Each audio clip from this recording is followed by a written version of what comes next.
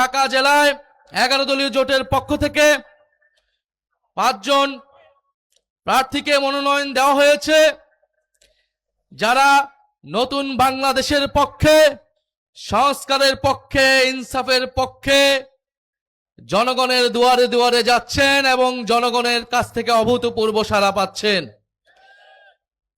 আমাদের এই ঢাকা জেলার 5টি আসনে প্রতিদ্বন্দ্বিতা করছেন ব্যারিস্টার মোহাম্মদ নজরুল ইসলাম ঢাকা 1, কর্নেল মোহাম্মদ আব্দুল হক অবসরপ্রাপ্ত ঢাকা 2, অধ্যক্ষ মোহাম্মদ শাহিনুর রহমান ঢাকা 3, দিলশানা পারুল ঢাকা 19, ইঞ্জিনিয়ার নাবিলা তাসনির ঢাকা 20।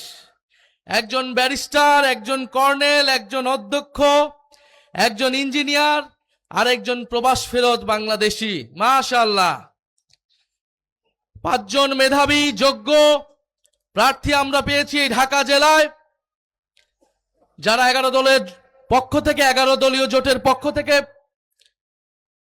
ইনসাফের পক্ষে, সন্ত্রাস, দুর্নীতি, চাঁদাবাজ, বৈষম্যের বিপক্ষে প্রতিদ্বন্দ্বিতা করছেন।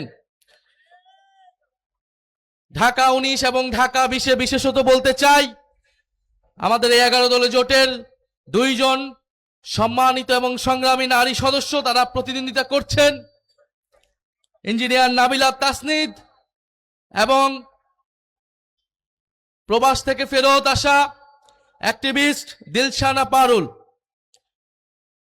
আপনারা জানেন এই 11 দলীয় জোট বৈষম্যের বিরুদ্ধে, দুর্নীতির বিরুদ্ধে, ইনসাফের পক্ষে নতুন বাংলাদেশ বিনির্মাণে ঐক্যবদ্ধ হয়েছে। আমরা খুব স্পষ্টভাবেই বাংলাদেশের মানুষের কাছে বলছি, এবারের নির্বাচনের হিসাবটা খুব পরিষ্কার। আমরা বাংলাদেশ কোন পথে যাবে, আধিপত্যবাদী শক্তি বাংলাদেশে কি আবারও কাজ করবে নাকি বাংলাদেশ মাথা তুলে দাঁড়াবে, এইটার লড়াই হচ্ছে এবারের নির্বাচন। এই নির্বাচনে ঠিক করতে হবে বাংলাদেশের সীমান্তে কি আর হত্যাকাণ্ড চলবে, আমার বোন ফেলানির মতো কি লাশ আমরা আর দেখব। এবারে নির্বাচনে ঠিক করতে হবে আমার ভাই আবরার ফাহাদ কি আর শহীদ হবে কিনা। এবারের নির্বাচন বাংলাদেশের সার্বভৌমত্ব প্রতিষ্ঠার নির্বাচন। এই নির্বাচনকে ঘিরেও আধিপত্যবাদী শক্তি ইঞ্জিনিয়ারিং করার চেষ্টা করছে।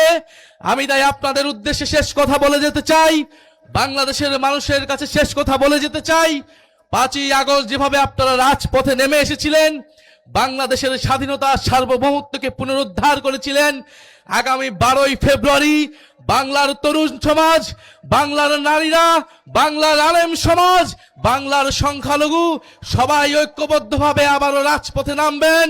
নিজেদের ভোটাধিকার, নিজেদের গণতন্ত্র, নিজেদের সার্বভৌমত্ব আমরা নিজেরাই রক্ষা করে বিজয় সুনিশ্চিত করেই তারপর আমরা ঘরে ফিরবো ইনশাআল্লাহ।